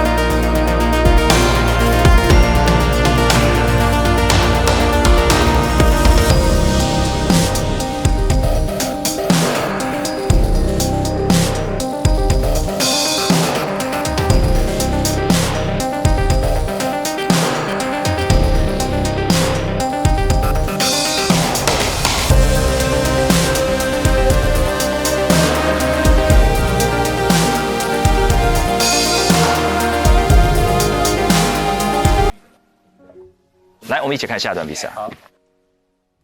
今天我们11点就会见到韦托恩的母亲。我们认为胜诉的概率大约是在60到70%。60%这个我不太认可。不要给一个具体的概率。就算他一直追问，也不给吗？没法给啊，你这个哪能？我就想知道我能不能提起诉讼，我就想知道一个结果。关于诉讼方面，我们认为是乐观的。为什么要开这个口号？校园的真闹心，我感觉这个格式真的不行，它的结构完全混乱了。先不要讨论其他。那你的格式不用调吗？内容好像比格式更加重要。要放大招了，这种行为会不会跟撸袖子是一个性？我有点担心这一组了。那同学们，我们马上会通知大家这次 KPI 的结果。后面还在加载。哦，我叫他过来吧。他们俩就再见了，不能这样吧？到了不得不说分开的时候。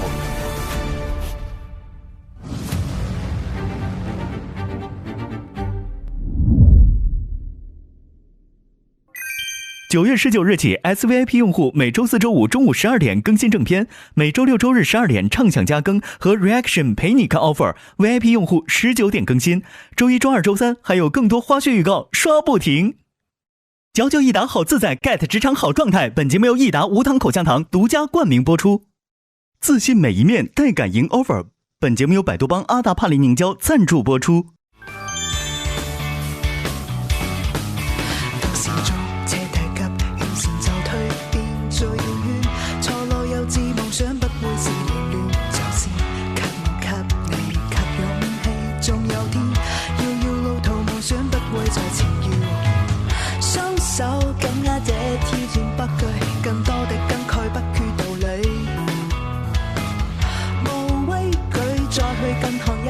再一次挑戰我嗎？競技會在哪方？